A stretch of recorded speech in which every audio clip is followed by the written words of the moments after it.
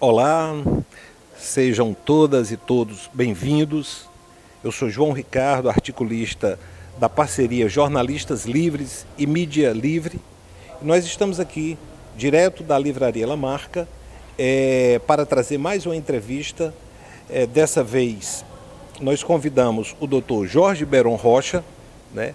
O Dr. Jorge Beron é doutorando em Direito Constitucional pela Unifor, mestre pela Universidade de Coimbra, em Portugal, com estágio na Alemanha, na Faculdade Georg August Universität Göttingen. A minha pronúncia em alemão não é das melhores. É pós-graduado em Processo Civil pela Escola Superior do Ministério Público, defensor público do Estado do Ceará, professor de Direito Penal e Processo Penal e Civil da pós-graduação e da graduação da Unicristos e professor da SMEC. Então nós estamos aqui, né, tendo essa imensa satisfação, doutor Beron, de recebê-lo aqui para fazer algumas abordagens, né, sobre temas que estão muito pulsantes. E dentre eles, talvez um dos mais que tenha ganhado mais destaque nos últimos dias é esse pacote denominado pacote anticorrupção, né, que o ministro da Justiça, Dr. Sérgio Moro, tem divulgado e que o governo pretende apresentar ao Congresso Nacional. Então, o senhor, que é uma autoridade no assunto, que conhece muito bem a área do direito penal, a área da execução penal, o que você poderia nos dizer, o que você poderia trazer para as pessoas que nos assistem, os amigos e as amigas que nos assistem, sobre essa questão relacionada a esse anteprojeto do ministro Sérgio Moro? Bem, primeiramente, agradeço o convite de estar aqui na Mídia Livre, com o João Ricardo, que é um parceiro, um companheiro, né, um amigo de longas datas em várias lutas. Fico feliz, João, de estar aqui debatendo esse assunto com você. E o assunto é instigante. O anteprojeto foi apresentado esta semana. Já há alguma coisa produzida, tanto em declarações ainda um pouco, digamos, perfunctórias, superficiais, produzidas favoravelmente, né, digamos assim, algumas entidades e algumas pessoas já se manifestaram favoravelmente às medidas ali sugeridas ainda no anteprojeto pelo ministro da Justiça, e também há outras manifestações, especialmente de figuras, de professores, de juristas que são contra, se não na totalidade do projeto, mas aqueles pontos principais em que ele busca enfrentar. Logicamente, aí a primeira crítica que é feita, e com muita razão, é da nomenclatura, ou pelo menos da alcunha que foi dada ao anteprojeto de lei anticrime. Eu, sinceramente, não conheço, e acredito que você, João, também não deve conhecer, a audiência também, as pessoas, eu acredito que em casa, os estudiosos, não devem conhecer nenhuma lei a favor do crime. Eu, pelo menos, não conheço nenhuma. Não conheço nenhuma que vise favorecer, que seja em prol do crime. Creio eu que, desde que o mundo é mundo e que foram criadas leis penais ou criadas leis processuais penais, todas elas visaram a coibir o crime e a dar o processamento devido ao crime. Assim imagino eu, daquilo que na historiografia do direito criminal não existe nenhuma lei que facilite, que promova ou que favoreça o crime. Todas elas são anticrime. Então, já se percebe que o projeto no seu nome não diz absolutamente nada, a não ser um chover no molhado. Essa é uma primeira crítica que se faz. Não é uma crítica, digamos assim, vazia ou de picuinha, mas porque isso simboliza bem o que talvez venha dentro do projeto, ou a uma identidade populista do projeto, ou seja, eu vou comunicar às massas aquilo que elas já sabem, aquilo que já é de praxe, mas eu quero comunicar aquilo só que elas querem ouvir, porque isso é o que o que faz ganhar terreno político atualmente. Então, essa é uma coisa interessante. Eu acho importante e interessante que, ao lado dessas críticas que se iniciam, né, essas abordagens ainda, digamos, que se iniciam o aprofundamento, esse debate cresça e que nós tenhamos uma tramitação não célere, mas uma tramitação com responsabilidade nas casas legislativas, em que sejam chamados a participar as entidades que não foram chamadas a participar do projeto. Então, o ministro da Justiça, me parece, fez ali no seu gabinete junto com alguns assessores, porque não ficamos sabendo do seu teor, a não ser quando ele deu ciência geral, inclusive depois de algumas críticas iniciais já alterou o anteprojeto, mas eu acho que tem que ser chamado ao debate, principalmente nas casas legislativas, aonde ali deve ser respeitada o amplo debate democrático, as instituições de justiça, especialmente aquelas que estão no dia a dia do enfrentamento das questões criminais, e também serem chamadas aquelas instituições que atuam socialmente, porque o direito sozinho não resolve absolutamente nada, é uma pequena parte do mundo, né? É uma pequena caixa dentro de um armazém cheio de outras caixas. Então, nós precisamos chamar a sociologia, a antropologia, a psicologia, a medicina, todos os âmbitos de conhecimento para que nós possamos fazer escolhas certas, para que nós possamos, digamos assim, buscar uma paz social, buscar um entendimento entre as pessoas, dirimir esses conflitos que vêm principalmente a partir de uma degradação da condição social das pessoas. Muito bem, inclusive essa, né, é a própria razão de ser do Estado. Essa é a própria razão de ser do Estado. Eu até peço desculpa aos que estão nos acompanhando agora por ter falado em pacote anticorrupção. É porque essa coisa ficou tão na cabeça da gente que acaba confundindo. Na verdade, como o doutor Beron falou, o pacote, o chamado pacote, é pacote anticrime. E suas observações foram extremamente relevantes no sentido de dizer que sociedade nenhuma se construiu na história da humanidade insuflando o crime. Na verdade, a sociedade ela só pôde, o processo civilizatório só pode permitiu que nós chegássemos onde se chegou, exatamente porque o crime sempre foi enfrentado. E todas as leis, inclusive leis que não são de natureza penal, mas leis civis, leis de direito administrativo, qualquer tipo de lei no país, sempre ela, quando se enfrenta, se depara com uma questão criminal, ela é contra a prática criminosa, ela sempre prejudica aquele que cometeu o crime. Então não há, parece realmente de fato que há um jogo para a plateia, né? Queremos lembrar que nós estamos aqui nessa parceria Mídia Livre, Jornalistas Livres, né? Nós estaremos em breve com esse vídeo no canal YouTube. Eu queria pedir a vocês que acessassem, que compartilhassem, que desse a sua like, né? Faça suas sugestões, porque nas próximas entrevistas nós abordaremos os temas que vocês sugerirem. Então nós estamos conversando hoje, vale lembrar, com o doutor Jorge Beron, que é defensor público e que é doutorando em processo penal e direito constitucional pela Universidade de Fortaleza, é mestre em direito pela Universidade de Coimbra, Portugal, e é hoje, sem dúvida alguma, uma autoridade em matéria de direito penal aqui no estado do Ceará. E eu diria mesmo, doutor Beron, no Brasil você já tem, inclusive, participação em livros de grandes juristas de renome nacional, com artigos onde você faz abordagens sobre esse tema, e isso é algo que deve ser reconhecido porque é um cearense, é uma pessoa que é da terra e merece o nosso reconhecimento. Então, fizemos aqui alguns tópicos para serem abordados.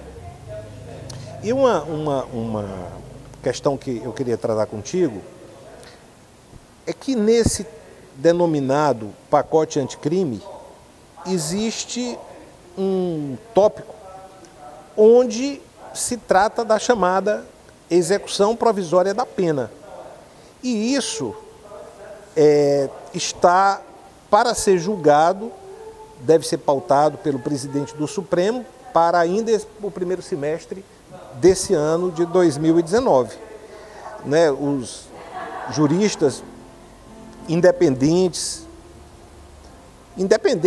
não apenas independentes, mas independentes até do seu campo político, né, inclusive juristas liberais, como é o caso, por exemplo, do Cláudio Lembo, que foi governador de São Paulo, defendem, né, que essa execução provisória da pena, ela conflita com o artigo 5º, inciso 57 da Constituição Federal.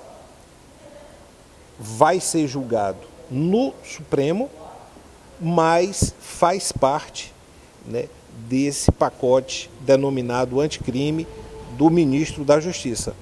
Eu gostaria que você comentasse um pouco sobre se realmente há esse conflito com a Constituição e no caso de o Supremo Tribunal vir realmente a reconhecer a inconstitucionalidade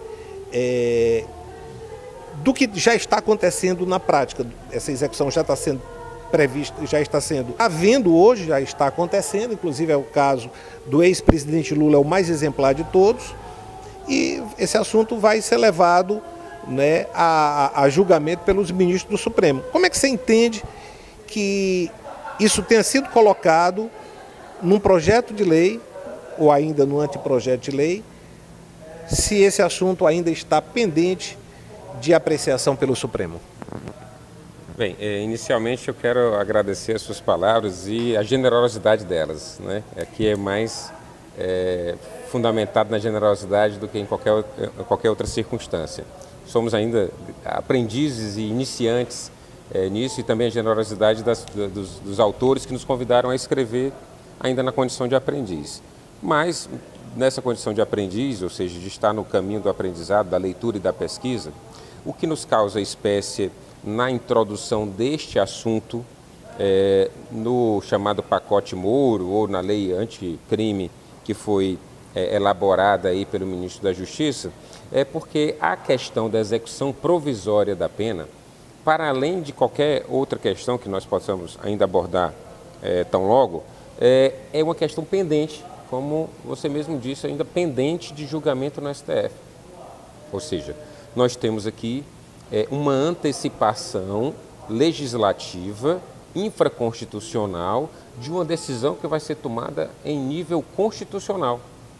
Então, aquilo que a lei diz ou não diz, precisa estar refletindo aquilo que a Constituição permite ou determina. Então, não adianta que uma lei infraconstitucional diga A, B ou C, se a Constituição, em sua interpretação, só permite que seja de um sentido A ou apenas de um sentido B. Até porque a Constituição me parece ser muito clara, muito literal, textual nesse sentido. O dispositivo do artigo 57, do artigo 5º, inciso 57, é muito claro nesse sentido. Isso. A questão que eu quero colocar é que é o seguinte: em 2009, quando houve a viragem do entendimento do STF pela inconstitucionalidade da execução provisória da pena, pouco depois, mais ou menos 2 anos depois, foi aprovada a Lei 12.403, exatamente 2011, em que colocou no artigo 283 que realmente a execução da pena só se daria depois do trânsito em julgado. Mas vejam, o legislador infraconstitucional aguardou, ou digamos assim, foi acionado como consequência de uma decisão do STF. O STF decidiu. Depois daquela decisão, o legislador infraconstitucional entendeu por bem plasmar aquela decisão na legislação infraconstitucional. Aqui o que nós temos é uma antecipação de um entendimento do Supremo. Quer dizer, se isso tivesse sido decidido lá atrás, em 2017, no HC 126.292, e não houvesse mais nenhuma polêmica acerca disso, fosse um entendimento já consolidado, não se poderia dizer nada dessa possibilidade de plasmar na lei infraconstitucional esse entendimento passado. Mas a questão não é essa, o momento não é esse, a situação não é essa, porque essa questão ainda está em debate, ainda está em discussão, haja vista a votação do HC do presidente Lula no ano de 2018, que foi uma verdadeira batalha, uma guerra de teses, em que também tivemos um voto apertado de 6-5, em que havia ali, talvez, como voto fiel da balança, da ministra Rosa Weber, que não deixou bem claro qual seria o entendimento dela num julgamento de controle concentrado, num julgamento de controle abstrato, mas ela disse que aquele era o entendimento dela naquele caso concreto, naquela situação, respeitando uma decisão anterior do colegiado. Então, essa mesma questão vai ser submetida a julgamento na ADC 43, 44, 54, pautada, me parece que para abril, pelo atual ministro do STF. Então, é de bom ouvir que se aguarde essa decisão. Primeiro, nós temos que verificar o que é que o STF decide sobre isso, para que depois a gente possa plasmar isso numa lei. E seria até desnecessário, porque qualquer decisão num controle concentrado de ADC, essa lei vincula os órgãos judiciais nesse mesmo sentido. Mas o legislador pode, logicamente, plasmar essa decisão na legislação infraconstitucional, mas é de bom ouvir que ele aguarde a decisão, porque isso ainda é um tema que os analistas, os pesquisadores ainda veem como um tema sensível que pode ser decidido tanto por um viés quanto pelo outro. Não há assim, isso é uma questão que já se sabe qual é a maioria do STF. Não, ainda não se sabe. Não se sabe porque existe a possibilidade de mudança de entendimento. Isso é um primeiro ponto. O segundo ponto foi o que você mesmo colocou. Essa interpretação que foi dada, ela vai na contramão daquilo que textualmente, literalmente, a Constituição afirma. Desde o século XVII, talvez, ou até antes disso, ninguém tem dúvida do que é o trânsito em julgado. É um instituto jurídico sobre o qual, se nós abrirmos qualquer livro de processo civil, de processo penal, de teoria geral do processo, não vai haver um debate, uma discussão do que é o trânsito em julgado. É um instituto que, à unanimidade, se entende o conceito, ou seja, aquilo que não se cabe mais recurso. Se ainda cabe, ou se ainda está pendente de recurso, qualquer que seja, um recurso extravagante, ou o RESP ou o RE, isso não é o trânsito em julgado. Então não existe nenhum debate, nem no Brasil, nem em qualquer outro lugar do mundo ocidental, pelo menos conhecido, que se questione o que é o trânsito em julgado. É claro. Conceito universal do direito, né? É um conceito universal, um conceito que já foi muito anteriormente debatido, se chegou a essa conclusão desse instituto. Dar um entendimento diverso a isso, por questões de política criminal, não nos parece uma saída que respeite a Constituição. Porque, claro que há sempre a possibilidade de se interpretar de um viés ou de outro viés. Mas uma interpretação contra a lei, com dois argumentos que me parecem muito pífios, um deles é justamente o de mutação constitucional, quer dizer, a mutação constitucional a partir de um voto, quer dizer, não há demonstrações fáticas ou jurídicas anteriores que demonstrem isso, apenas um discurso político, não jurídico, de que é a voz das ruas, né? De que rua se está falando, eu não sei, porque não sei se do Lago Sul dá para ouvir bem a voz das ruas das periferias de Brasília, não sei se da Vieira Souto se consegue ouvir muito bem as vozes que vêm da Rocinha, que vêm da Cidade de Deus, do Alemão. Não sei se do Alemão, né? Ou dos bairros periféricos, você vai conseguir ouvir a voz das ruas, de fato. Bom, se é para ouvir as vozes das ruas, poderíamos inclusive colocar então para que o referendo, né, ou para plebiscito, já que essas são as formas constitucionalmente previstas para que o povo decida acerca de determinadas questões jurídicas, legais ou sociais. E o segundo ponto é dizer que isso é em prol da eficácia do direito penal. Esse discurso da eficácia é um discurso vazio, porque a eficácia do direito penal não é quando se pune alguém. A eficácia do direito penal não se transparece apenas quando é aplicada a pena a alguém, mas quando essa pena também não é aplicada. Quando o processo penal, o direito penal, a face criminal do Estado decide que aquela pessoa não deve ser punida, ou não deve sofrer uma pena, aí também há uma eficácia do direito penal, porque não se deve punir aquele que não precisa ser punido, ou que não deve ser punido. Então, a eficácia é aplicar a pena quando ela deve ser aplicada, não aplicar a pena quando ela não deve ser aplicada. E mesmo em hipótese de aplicar a pena, a eficácia também se traduz no momento em que se aplica a pena. Eu não posso antecipar ou posso postergar a pena. Se eu antecipar demais uma pena, eu posso estar causando uma injustiça e a injustiça não se coaduna com a eficácia. Se eu postergar demais a pena, eu também posso estar sendo injusto e não aplicar a pena. É por isso que existe o Instituto da Prescrição. Então, se alguém é condenado em 1950 e eu só vou aplicar a pena em 2010, esse tempo da pena também causa uma injustiça. Então, a eficácia ela se traduz também no momento da pena e na quantidade.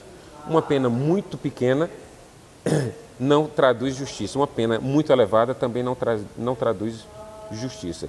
É por isso que os tipos penais são construídos com penas mínimas e máximas que traduzem o mínimo possível, digamos, de reprovação social que se entende para aquele delito, e o máximo é porque, a partir dali, nós temos uma crueldade, uma punição desnecessária e desproporcional.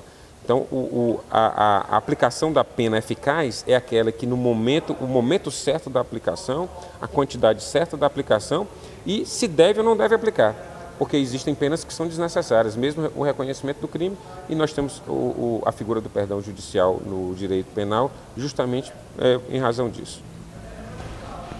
Muito bem. Lembrando aqui a todas e todos que nos assistem, que aqui é uma parceria Mídia Livre e Jornalistas Livres. Nós estamos aqui direto da Livraria Lamarca, na Avenida da Universidade 2475, e estamos entrevistando, o Dr. Jorge Beron, que é doutorando em Direito Constitucional pela Universidade de Fortaleza e é mestre pela Universidade de Coimbra. Eu sou João Ricardo, articulista do Mídia Livre e Jornalistas Livres, e nós queremos que você deixe a sua like, que você faça o seu comentário, que você participe, que você faça sugestões e também, obviamente, se tiver críticas, também participe nesse sentido. Doutor Beron, nós assim... Até uma outra questão, se me permitir. Pois não, lógico. Uma questão, inclusive, de ordem fática também, de ordem da realidade.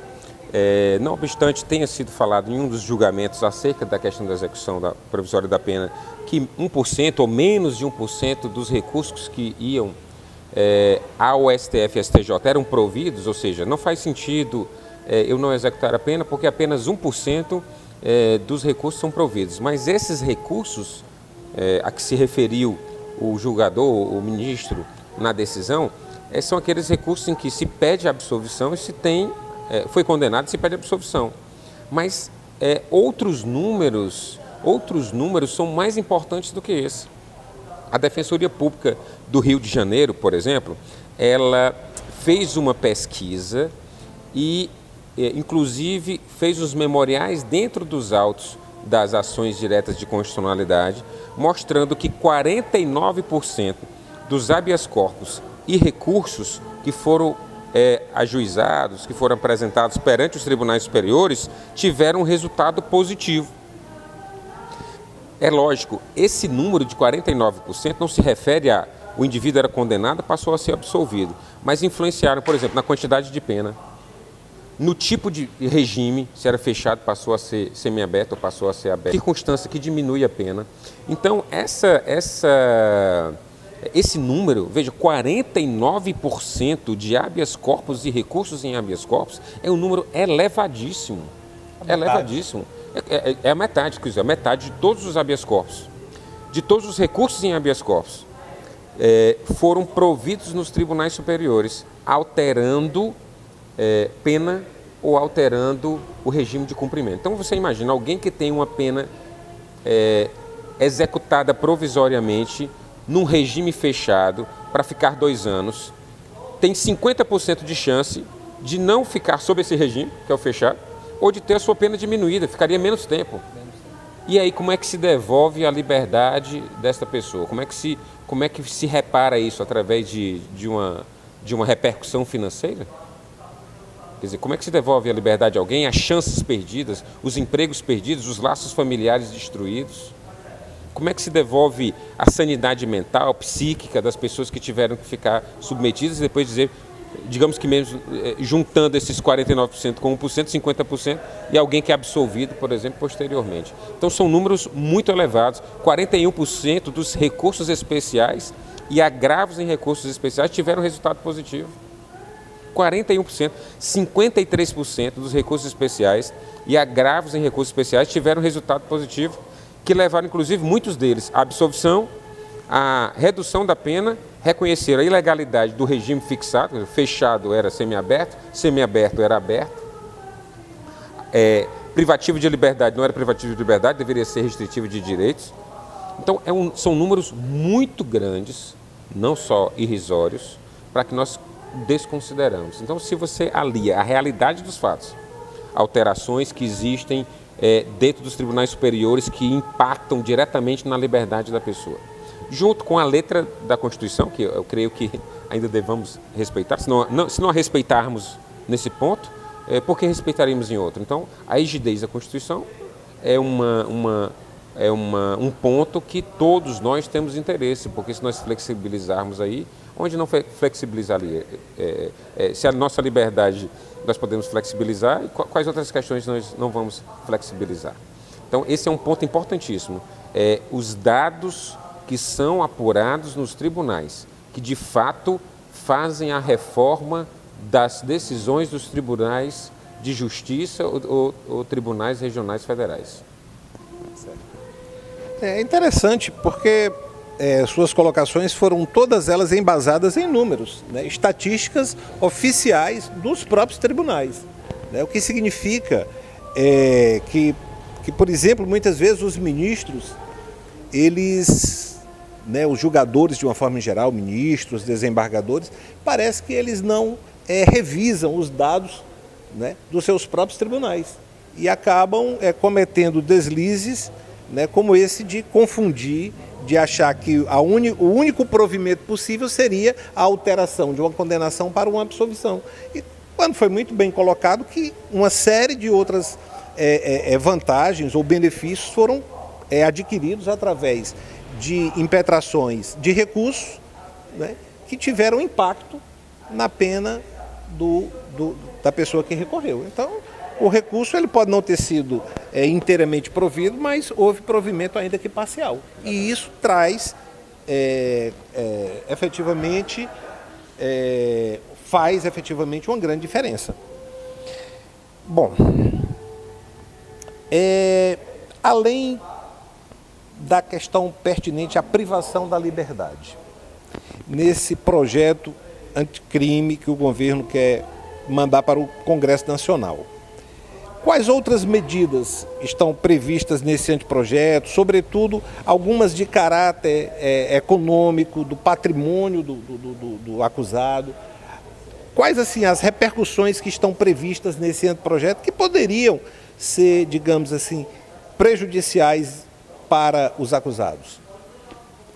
Bem, João, eu nem digo prejudiciais apenas aos acusados, né? Prejudiciais à sociedade como um todo, né? Porque o direito individual, ele repercute, logicamente, de maneira individual, repercute de maneira familiar, repercute de maneira comunitária e de maneira social, ou seja, todas as pessoas da sociedade estão submetidas a esse mesmo regime. Não existe um regime peculiar para pessoas A, não existe um regime peculiar para pessoas B. Então, todas as pessoas sofrem o impacto desse regime. Esse perigo, digamos, essa alteração que causa um risco para o impacto individual e social, ela não está apenas na pena privativa de liberdade, mas na pena restritiva de direitos, apesar de reiteradas decisões do STF e do STJ, de que a execução provisória da pena não atinge as penas restritivas de direito. O projeto decidiu plasmar isso, colocar isso de maneira expressa nas suas disposições, e também a execução da multa. Então, para além da execução provisória da pena privativa de liberdade, também o projeto determina que a execução da restritiva de direitos e a pena de multa seja realizada. Para além disso, o perdimento dos bens, que é um efeito da condenação, logicamente depois do trânsito em julgado, também é antecipado. Então, na execução provisória da pena privativa de liberdade, também ao perdimento dos bens, à venda desses bens, com recolhimento para o Fundo Penitenciário Nacional, pagamento de custas, e o projeto prevê, até de uma maneira estranha, porque diz que se a pessoa for absolvida depois, aí ele tem direito à restituição em valores, né, em dinheiro, com correção monetária. Ou seja, se essa absolvição vier 4 ou 5 anos depois foi vendido um bem por um valor muito mais baixo, irrisório, digamos assim, num leilão, a pessoa vai receber aquele valor que foi vendido com correção monetária. Quer dizer, isso é uma coisa impensada, porque se você, por exemplo, vai executar provisoriamente na seara civil alguém, ou o próprio Estado, o Estado não permite que se execute provisoriamente, é lógico, que a via de mão dupla ela não ocorre, né? Para o Estado não existe essa execução provisória. Se ele for condenado, por exemplo, em segundo grau, né, uma confirmação de condenação do Estado em segundo grau, eu não posso executar o Estado. Não posso me inscrever para obter os valores do Estado. O Estado é só quando esgotar todos os recursos. Só quando esgotar todos os recursos, eu tenho que inscrever na precatória, esperar, e ele ainda tem a disfarçatez, me desculpe usar essa palavra, mas eu não consigo encontrar uma outra que possa significar bem isso, de oferecer um deságio da sua condenação. Então, o Estado foi condenado em 100 mil e ele diz, olha, eu vou te inscrever numa precatória para você receber daqui a 8, 9, 10 anos, mas se você quiser receber agora, você pode receber com desconto de 35%. Então, isso é uma estranheza que se causa nessa diferenciação de regime. Ou nós temos uma sentença judicial que deve ser respeitada, que é digamos assim, o grande mote da eficácia. Se temos uma sentença condenatória, ela deve ser respeitada, mas deve ser respeitada só em face dos clientes habituais do sistema penal, porque os clientes habituais do sistema penal nós sabemos quem são, 90%, mais de 90% de pobres, de negros, de pessoas socialmente já feridas, pessoas socialmente já violadas em inúmeros direitos e em inúmeros garantias que elas já tinham. Então essas pessoas aquelas que eu tenho a maior firmeza na execução da pena. O Estado, que é o primeiro que está obrigado a cumprir as normas, o primeiro, ele de todos é o primeiro que está obrigado a cumprir as normas, esse não. Esse pode postergar até um trânsito em julgado, aí sim dentro da dogmática processual, da dogmática jurídica, quando se esgotam todos e qualquer recursos, e ainda ir para uma fila de precatórios que vai durar talvez uma década, e se quiser antecipar ainda com um deságio. Será que os assistidos, os clientes do sistema penal também podem dizer isso? Olha, você quer executar minha pena de 10 anos? Vamos fazer um deságio então? Vamos dar um deságio na execução imediata, em vez de ser 10 anos, vamos fazer um deságio para 5 anos? Isso não existe. Não existe dentro do sistema penal. Então, essa característica de imaginar que a eficácia, a aplicação do direito penal como uma forma não só de prevenção, mas uma forma de punição e vingança estatal, essa ideia que nos trouxe a essa superpopulação carcerária de mais de 720 mil pessoas encarceradas, em que a maioria delas, 55% a 60% daquelas pessoas que estão encarceradas, ainda com alguns percentuais mais elevados, a depender do Estado, de pessoas provisoriamente encarceradas. E eu não falo da provisoriedade que eu estou falando aqui, não é da execução provisória da pena. Pessoas encarceradas sem ter sequer uma sentença. Com casos absurdos que eu lido no dia a dia, no núcleo de assistência ao preso provisório, pessoas presas por um furto simples de 3 desodorantes, ou de uma peça de carne de 3 quilos, ou de 2 latas de leite ninho, ou 10 latinhas de margarida, por 8 meses, 1 ano, 1 ano e meio. Então esse sistema penal nós já conhecemos. O que nós estamos vendo nessa proposta anticrime é que nós vamos potencializar esse sistema penal que atinge preferencialmente a camada pobre da população.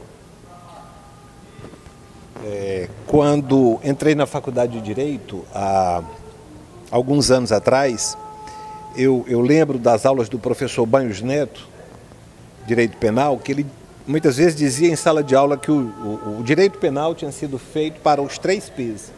Era pobre, preto e prostituta. Hoje a gente vê que são mais um P, né? Que é P de petista. Hoje o direito penal, sobretudo nesse campo que envolve ex-administradores, que envolvem políticos, nós estamos vendo que há inegavelmente, não tem como deixar de se ver, né, que há uma tendência a preservar políticos de outros partidos e punir com rigor, não apenas punir com rigor, acabar com a vida de pessoas que são filiadas, militantes de partidos à esquerda, principalmente o Partido dos Trabalhadores. Então é uma observação que eu acho que é cabível porque hoje em dia tem se usado muito o direito penal para fins políticos, né? Inclusive nós tivemos proibição da candidatura do ex-presidente Lula, que era um candidato fortíssimo, com clara chance de vitória, e foi impedido, né, de disputar o pleito numa decisão bizonha do Tribunal Superior Eleitoral. E apesar do recurso para o Supremo também bizonhamente guardou o processo, dando a entender que não iria julgá-lo a prazo e que poderia permanecer aquela decisão do TSE, e o Partido dos Trabalhadores ficar sem candidato a apresentar, teve que apresentar o Haddad.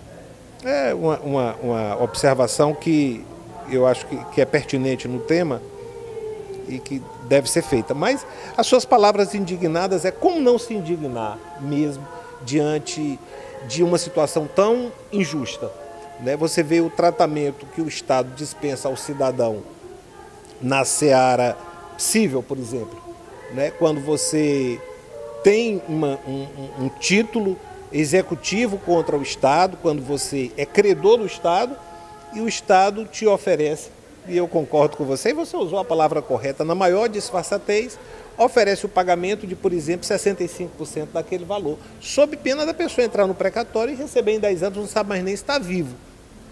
E, né, quando no caso de punir, na questão punitivista, ele quer punir a pessoa logo que saia uma decisão de 2º grau. E também, até eu acho importante nesse momento, se não me engano, há alguma questão também sobre o tribunal do júri, certo? Eu também gostaria que você abordasse no que diz respeito à questão dos julgamentos do tribunal do júri. Lembrando, mais uma vez, que eu estou entrevistando o Dr. Beron Rocha, né, para os que estão chegando agora. Dr. Beron Rocha é defensor público, é mestre pela Universidade de Coimbra e doutorando em Direito Constitucional pela Unifor. Também é professor da Unicristos, da graduação e da pós-graduação. Então, doutor Beron, com relação a essa questão do Tribunal do Júri, quais são as mudanças que, digamos assim, estão previstas ou que estão sendo propostas? Bom, o projeto anticrime, né, esse pacote Moro, prevê algumas alterações no Tribunal do Júri. A principal delas é a previsão, a possibilidade de prisão após a sentença do 1º grau. Ou seja, nós já estamos numa antecipação cada vez maior da prisão, né? Daqui a pouco, aquilo que foi retratado no filme Minority Report, que era uma antecipação antes da pessoa cometer o crime, está chegando à nossa realidade atual no Brasil.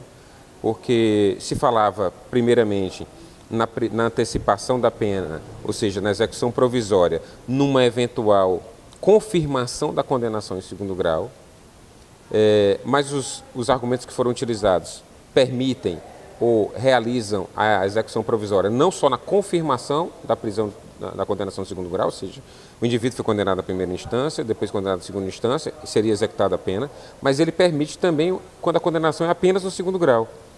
Foi absolvido na 1ª instância, foi condenado na 2ª, mesmo assim a execução da pena. Ou quando há a decisão é originária da segunda instância, como no caso, por exemplo, de agentes políticos que têm o seu processo originário já diretamente nos tribunais e permite a execução provisória. Para além disso, o pacote faz uma antecipação para o primeiro grau. O indivíduo está com processo no primeiro grau, no caso específico do Tribunal do Júri, ao se submeter ao julgamento em plenário, ou seja, com os jurados, se ali for condenado, o projeto já prevê a execução provisória daquela pena. Percebam, a argumentação que é utilizada é com base na soberania dos veredictos e de que essa decisão dos jurados não poderia ser alterada pelo Tribunal de Justiça. O Tribunal de Justiça não tem como entrar dentro do, entre aspas, mérito da decisão dos jurados, tão só alterar regime, alterar dosimetria, que é a participação, ou que é o papel que incumbe ao presidente do Tribunal do Júri, que é o juiz singular ali presidindo o tribunal. Diz esse pensamento, esse entendimento, de que o tribunal ou altera essas questões de dosimetria, de regime, ou caça a decisão e devolve para o segundo grau, aliás, para o Tribunal do Júri, para que ele novamente seja submetido a julgamento e aí novamente decidida a sua sorte. Mas isso é uma falácia, porque, vejam, a soberania dos vereditos ela está inscrita lá no artigo 5º também. Ou seja, dentro do artigo que diz respeito às garantias, aos direitos, às liberdades individuais e sociais. Então, a soberania dos vereditos não é um instrumento do Estado. A soberania dos vereditos não é um instrumento do Estado. A soberania dos vereditos é, primeiramente, uma possibilidade de participação direta do povo, exercendo o seu poder, como está lá no parágrafo único do artigo 1º, ou seja, que ele exerce aí diretamente o seu poder, ou a função jurisdicional. Segundo, uma garantia para o acusado de que ele será julgado pelos seus pares. Então, veja, se eu utilizo a garantia da soberania dos vereditos contra o garantido, isso é uma esquizofrenia. Porque a soberania dos vereditos é uma garantia do acusado. E eu pego essa garantia e utilizo contra ele, dizendo que agora eu posso prendê-lo a partir da primeira decisão. Isso é uma incoerência no sistema que quebra a integridade completa dele. Completa. Então, se é uma garantia do indivíduo, eu preciso interpretá-la favoravelmente ao indivíduo. Tanto é assim, João, que numa eventual revisão criminal, ou seja, depois que transita em julgado, eu posso absolver no Tribunal de Justiça, ou seja, sem jurados, mas a partir de desembargadores federais ou estaduais, eu posso absolver o indivíduo condenado no Tribunal do Júri, sem que ele seja submetido a um novo julgamento do júri. Por quê? Porque a ideia é justamente essa, que a soberania dos vereditos é uma garantia do indivíduo. Devo interpretar essa garantia favoravelmente ao indivíduo e não colocá-la como uma pedra, um empecilho, um obstáculo para o exercício de outras garantias, como a do duplo grau de jurisdição, como a ampla defesa do contraditório, do devido processo legal, se alargam para além da primeira sentença. A ampla defesa, o contraditório, a presunção de inocência, o devido processo legal, elas vão até o trânsito em julgado. E para além também nas ações de impugnação autônoma, como é habeas corpus ou mesmo a revisão criminal. Vê que se pode perceber, né, que há uma quebra, né, um certo atentado contra o que está sistematizado no direito brasileiro, né? Nas conquistas que o povo a duras penas conseguiu né, inscreveu na nossa Constituição, que é fruto de um processo civilizatório, um processo de progresso. Andou-se muito para frente e, de repente, a gente está vendo que esse anteprojeto, pelo menos do que foi dito até agora, tem muitos passos que são dados para trás, né? são questões que eu acredito que devem ser vistas, né?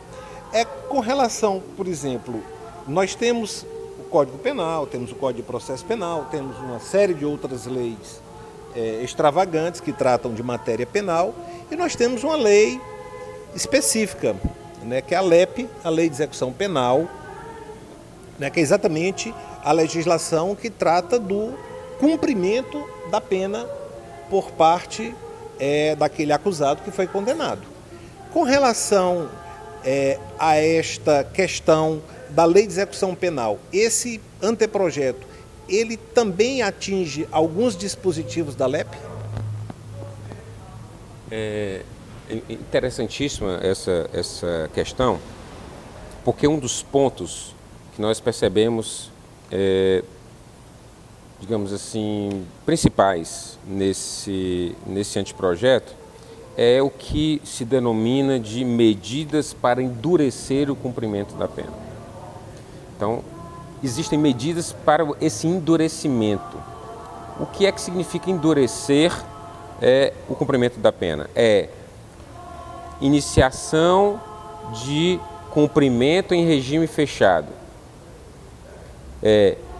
extensão ou distensão desse cumprimento em determinados crimes, ou seja, aumento do prazo em que a pessoa deve submeter ao regime fechado, fixação pelo juiz da sentença de quantidade mínima de tempo do regime fechado.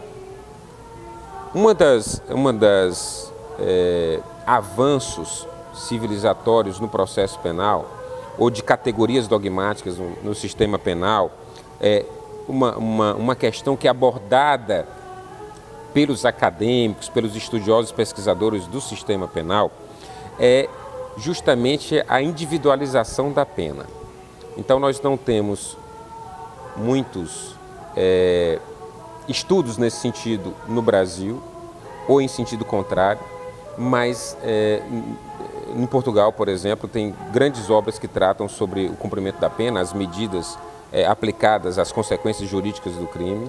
E a divisão da individualização da pena é feita no primeiro estágio pelo legislador, que vai fixar as penas, no segundo estágio pelo julgador, que vai fixar a pena no caso concreto, mas no terceiro estágio pelo juiz da execução, que vai analisar a execução da pena, vai analisar a forma com que o indivíduo está executando sua pena para individualizar aquela execução, ou diminuindo a pena, por exemplo, em caso de remissão por estudo, por trabalho, por bom comportamento, por reintegração, reeducação, ou distendendo regimes mais graves, no caso de faltas graves, no caso de não estar se submetendo a esse regime de penas.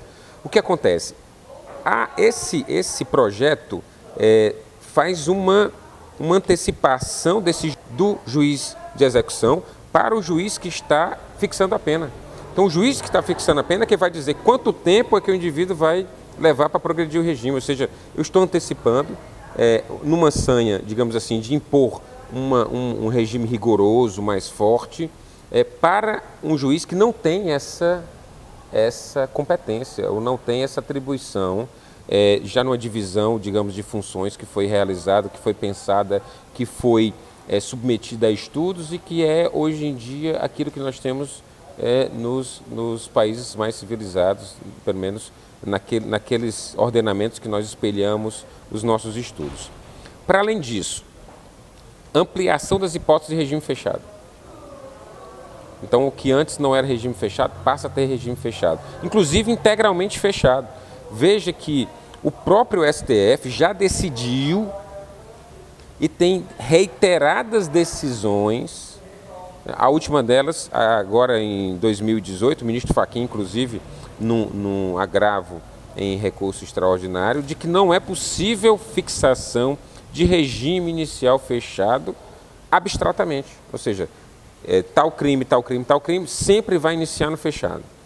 Ou vai ser integralmente fechado. Não pode existir isso. Ou seja, se eu quero então, como afirmou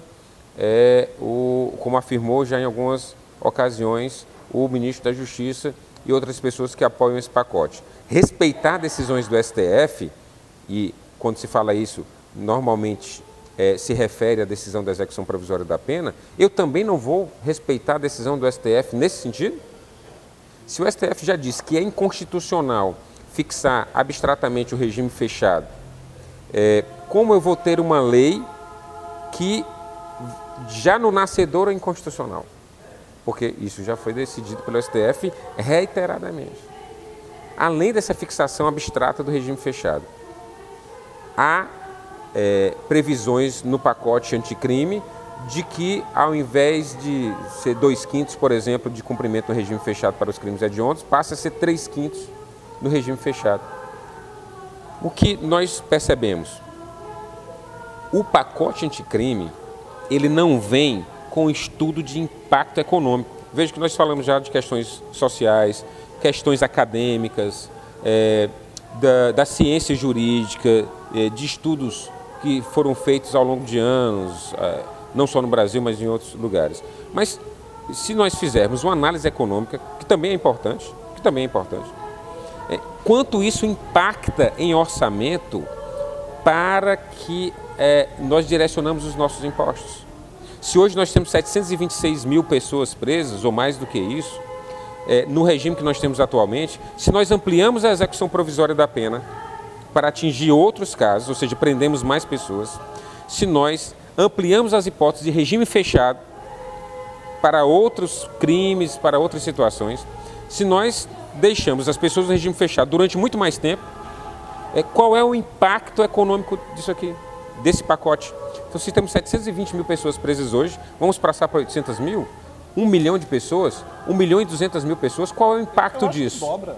Se nós pensarmos aí no dobro, 1.500.000 pessoas presas a partir da vigência desse pacote, digamos que eles consigam aprovar em tempo recorde, em julho, agosto ou setembro, quanto de orçamento estados, Distrito Federal e União terão que contingenciar para o atendimento dessas disposições que estão aqui. Eu gostaria de lembrar que nós estamos na vigência da Emenda Constitucional 95, que estancou, que congelou os gastos públicos nas áreas sociais durante 20 anos.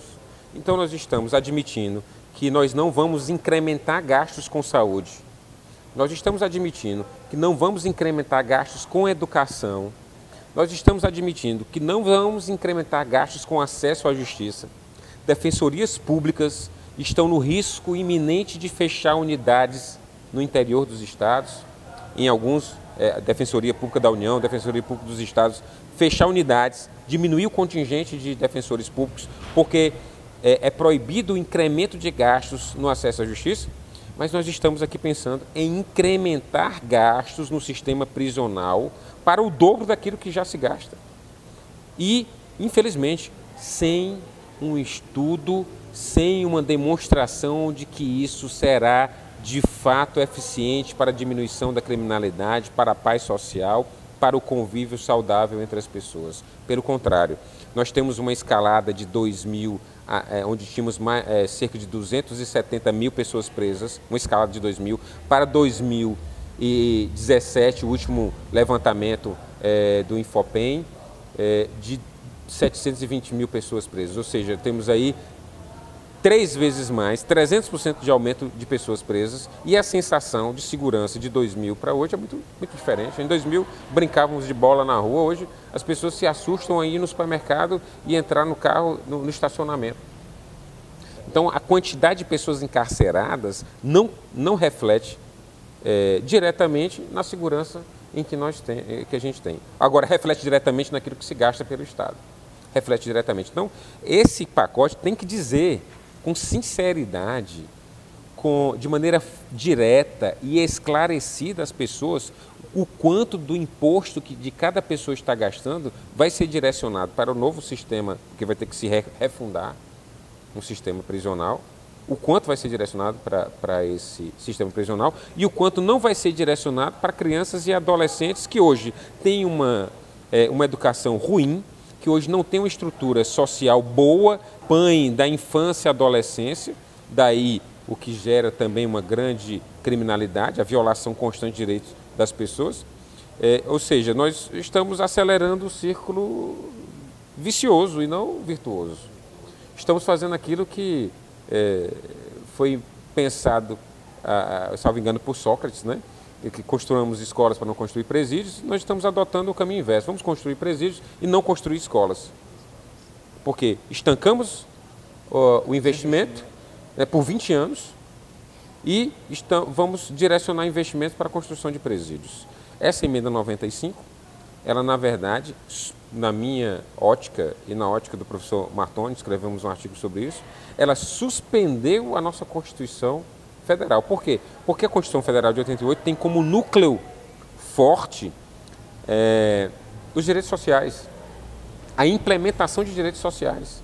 E no exato momento em que eu suspendo a implementação dos direitos sociais, eu estou suspendendo a própria Constituição. Nós temos alguma outra coisa, nós temos aí uma emenda à semelhança da emenda 1 de 69, que altera por completo a Constituição, porque fere o centro gravital dessa Constituição, que é justamente a implementação de direitos sociais. Interessantíssimas suas colocações. Você fez assim uma ligação, né? Como a gente fala hoje, um link entre essas duas questões. Quer dizer, enquanto o Estado ele para o investimento na área social, e na área social, na assistência social, no acesso à justiça, na educação, na saúde, em várias outras questões, que é papel estatal fazer isso, ela, né, nessa questão da punitividade, ela está ávida, talvez, para, né, fazer um investimento muito grande, e que nós não temos nenhuma garantia de que isso vai surtir qualquer tipo de efeito. Parece uma coisa meio que de afogadilho, algo com um caráter meio demagógico, e a gente fala isso, não é porque não gostemos ou não simpatizemos com o governo que aí está, mas é porque, na verdade, não se consegue legislar desse jeito. Um projeto de lei tem que ser algo discutido, pensado, né, com as pessoas que conhecem o ramo, com entidades, com instituições, para que aquilo ali represente o melhor, aquilo que a sociedade possa vir até de melhor. E não algo, assim como uma resposta muitas vezes demagógica a uma situação que se vive momentaneamente. Eu também fico muito preocupado. Infelizmente, Beron, nós estamos chegando aqui ao final da nossa entrevista, né? Lembrando aos amigos que essa entrevista estará disponível no YouTube, vai estar também disponível no Facebook. Eu sou João Ricardo, articulista do Mídia Livre e Jornalistas Livres. Acabei de entrevistar o doutor Beron Rocha e gostaria, inclusive, de fazer um convite ao doutor Beron. Eu sei que ele é um homem de muitas atribuições, é professor, mas olha, doutor, nós temos aqui temas importantes que eu tenho certeza que ficaria muito bem se você pudesse fazer uma análise sobre eles, né? Essa segunda condenação do ex-presidente Lula, que não deu tempo de ser abordado hoje, uma série de outras questões que nós poderíamos, eu já lhe faço o convite para, na sua próxima disponibilidade, a gente poder estar aqui gravando sobre esses assuntos. João, eu agradeço o seu convite, agradeço o convite Mídia Livre, isso, agradeço o convite do Mídia Livre, o outro Jornalistas Livres, que nos convidaram para bater um papo sobre essa questão tão candente.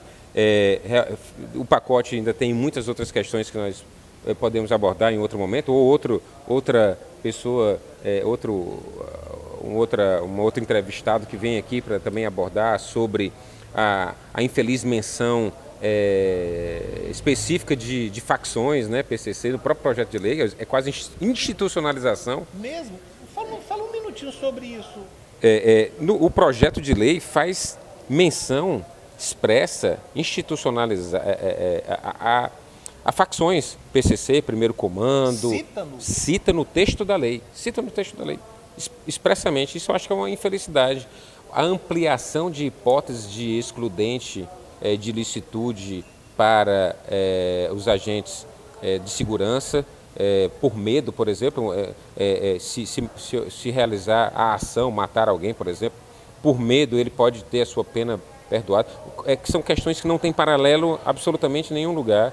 Não existem estudos jurídicos, não existem nada a respeito disso escrito, e é uma ampliação para além, entendemos, do necessário, porque a atual dogmática, a atual disposição legal de legítima defesa já abarca todas as situações necessárias para isso e coíbe os excessos policiais, né? Aqui no estado do Ceará, por exemplo, vários júris em que o acusado era condenado, a pessoa era acusada de atentar contra a vida de policiais, foram absolvidos, aí 60% desses casos, por ausência total de provas. Então, creio que a legislação do jeito que está, no ponto que está, é eficiente e só precisa de uma aplicação consentânea com aquilo que está lá escrito. Outras disposições que tratam de aumento de pena em determinados crimes. Então, tem muita coisa interessante que pode ser tratada em um segundo momento. Então, agradeço o convite, estar aqui, expor esses pontos. O vídeo vai aí à internet, né, para que as pessoas possam ouvi-lo, debater. Gostaria de ouvir as críticas, os pontos concordantes e também, talvez principalmente, os pontos discordantes daquilo que nós falamos, outros estudos, outras análises, outros pontos. Aqui não se foi dita a verdade absoluta, pelo contrário, foi dito um posicionamento com base, logicamente, no que se estudou e pesquisou. Não é uma opinião pessoal, mas uma opinião com base no conhecimento auferido nesses anos de estudo, de leitura. Gostaria, inclusive vou solicitar que sejam colocados o meu contato lá no vídeo, para que as pessoas possam entrar em contato e fazer a crítica, me endereçar pessoalmente alguma informação e colocar à disposição para outros momentos, outras questões, outros assuntos, e agradecer novamente profundamente aqui o meu amigo, esse convite e o prazer de estar aqui hoje com você. O prazer é todo nosso. E então, sim, claro, você pode deixar o seu e-mail, os seus acessos aqui, os seus contatos, pode falar agora, que as pessoas vão nos acompanhar e vão anotar e certamente vão entrar em contato. Pronto. O meu contato, então, eu vou pedir para que seja colocado aqui na barra, na parte inferior aqui do vídeo, para que vocês possam entrar em contato. Agradeço. Que cada um possa encaminhar suas críticas, agradeço que cada um possa encaminhar o seu pensamento, outras informações, outros estudos para isso. No Instagram, @professor.beronrocha, Beron com H, BHE, e o e-mail é beronrocha@gmail.com. Então podem entrar em contato comigo por esses dois canais, explicando, colocando a sua ideia, para que a gente possa fazer um debate saudável, um debate em alto nível, com exposição de pensamentos, de críticas, de estudos, e aí aprimorar esse projeto, porque ele vai ao Congresso, então nós precisamos retirar aquilo que não está bom, colocar outras coisas que são melhores, alterar algumas questões, porque o debate está posto e nós não podemos fugir a ele. O que nós temos é que melhorar aquilo que vai ser colocado. Bem, infelizmente estamos chegando ao fim, dessa nossa brilhante entrevista com o Dr. Beron Rocha. Lembrando que é uma realização da parceria Mídia Livre, jornalistas livres. Nós estamos aqui diretamente da Livraria Lamarca e gostaríamos de aproveitar, como já é costume nosso, fazer algumas indicações de leitura, né? Então nós estamos apresentando aqui esse livro Boca de Cachorro Louco, né? Que é uma autora cearense, né? Uma produção de uma autora cearense, né? Sobre abuso em relacionamento, relações abusivas, né? Um tema bastante importante que está sendo tratado nesse livrozinho aqui que está disponível aqui na Livraria Lamarca. O livro Feminismo e Política, de Luiz Felipe Miguel e Flávia Biroli, né? É um livro da Boitempo, também disponível aqui na Livraria Lamarca, né? Tratando dessa questão relativa tanto ao feminismo como à questão política, né? Fazendo uma introdução. Aqui não é um livro que aprofunde muito, mas faz uma boa introdução sobre esse tema e essa relação trazida aqui, tratada no livro. E por fim, também da Boitempo, Angela Davis, né, que escreveu Mulheres, Cultura e Política. Essa é uma militante do movimento negro, do movimento feminista, já foi candidata por 2 vezes a vice-presidente dos Estados Unidos, é militante do Partido Comunista dos Estados Unidos e trata, né, aborda a questão das mulheres, da cultura e da política. Então, é mais uma sugestão de leitura. Esse livro também se encontra aqui na Livraria Lamarca, na Avenida da Universidade, 2475, aqui no Benfica. Ok? Então, prometemos voltar brevemente e gostaríamos muito de contar com a sua participação, com o seu like, com os seus comentários, positivos e negativos, o que você, né, entendeu e quer se manifestar acerca dessa entrevista de hoje. E o convite já está feito ao Dr. Beron para tratarmos aqui de outros temas que são pertinentes e que estão, digamos assim, sendo discutidos nesse momento. Muitíssimo obrigado pela sua participação. Eu que agradeço. Prazer renovado revê-lo e num momento tão especial como esse. Um grande abraço a todos e a todas.